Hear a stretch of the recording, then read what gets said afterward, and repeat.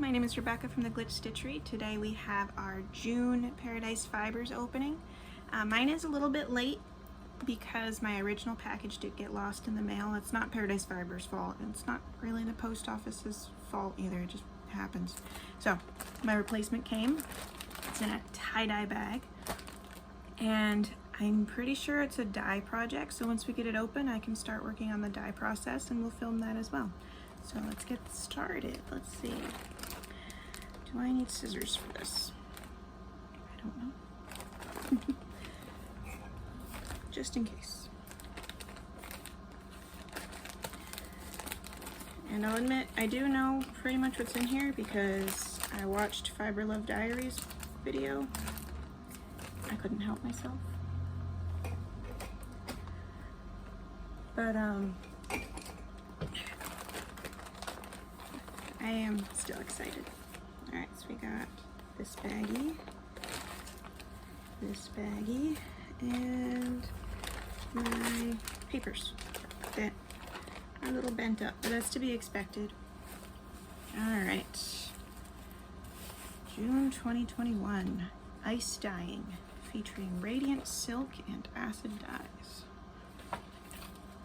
So we've got 4.2 ounces of mulberry silk brick, which is wonderful stuff, and 3 Paradise Fibers fine acid dye powder pots, 1/2 of a teaspoon each of magenta, yellow, and turquoise.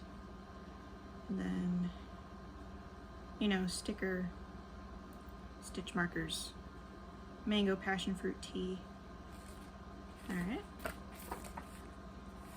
Do these already have acid in them, or do I have to add acid?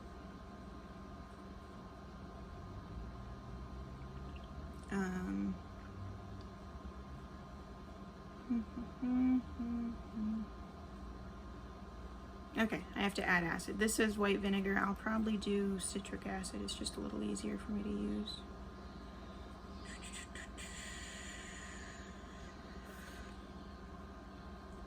I don't actually have any way of making ice. I don't have an ice cube tray, and I'm not gonna go buy some, but I will do solar dyeing, which is the same thing but without ice. So let's start with opening the notions and stuff. We've got snow cone sticker. Don't really have any use for that one. It's kind of cute though. Mango passion fruit tea. And all of these little things are wrapped in bubble wrap. So this will take me a minute.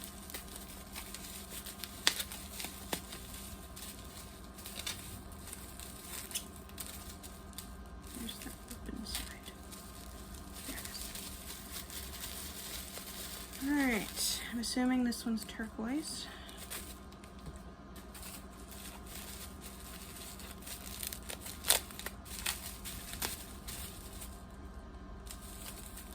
For a moment I thought it wasn't filming. This one is the teeny tiny stitch markers. I think they're for making socks maybe, just based on the size. They're really pretty, but I'm not sure I'll actually use them. I like the tiny container though. This one looks like yellow. I love these tiny little thingies. They're adorable. I don't know what I'll do with them, but they're adorable. And finally, magenta, I think.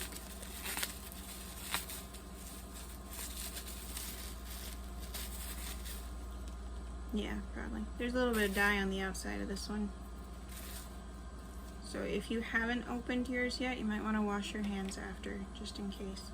It's just a little bit of powder on the outside. Alright, so this one's the silk. I love silk. Oh god, that's soft. Ta-da! Yeah, this stuff's great. And I actually love spinning pure silk. It's one of my favorite things to spin, just because the end result is so beautiful. And I love crocheting and knitting with silk. So I don't think I've woven with pure silk. I could do that too. So yeah, nice bundle of silk. So here's what I'm going to do. I actually received some silk hankies. I think they're mulberry silk hankies. I think that's the only kind there is, from a friend. And I decided to solar dye those. So I have those set up in jars with the colors, 2 of the colors I used from the last dye video I did. And then I still have some of the green dye left from the last video as well. So I'm thinking I'm just going to use that up and solar dye with that, and then save these little pots for the next time, just so I don't have to mix any more dye stock. But I'll get those all set up and I will show you that and talk you through it a little bit. So alright, so I'm all set up. The blue and the pink are the silk hankies. I've actually had those soaking for a few days, so you can kind of see that the color's already starting to soak in. Now the green is the silk brick that I just received. It has not been in the water long enough for the silk to really soak in much of the moisture yet. I expect that'll take a while.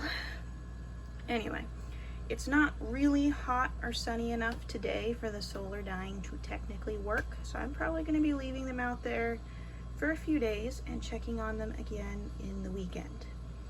I will probably have to heat set the dye at that point just to make absolutely sure it's completely settled, but I'm just, you know, letting you know where I'm at. So I'm going to end this video now and I will meet back with you on the weekend. The goal here is that the foil tin they're in will reflect more light into them so that they heat up better, and they're just gonna sit like that and get as much sunlight and heat as they can until I feel like it's been long enough and I have to finish it up by hand. But I'm just trying to let you know what the logic behind it is. Today is Saturday and I am back to finish the silk dyeing project. So these have been outside since Tuesday.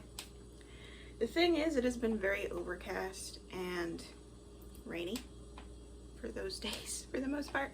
So I'm going to heat set them on the stove because I don't really trust that they've gotten hot enough. And while I'm at it, I'm also going to have this about 2 pounds of a Targhee blend top. So I'm going to take 4 ounces of it and wrap it around the silk so that the colors don't touch. But so yeah, I'm gonna get that started and I will be right back.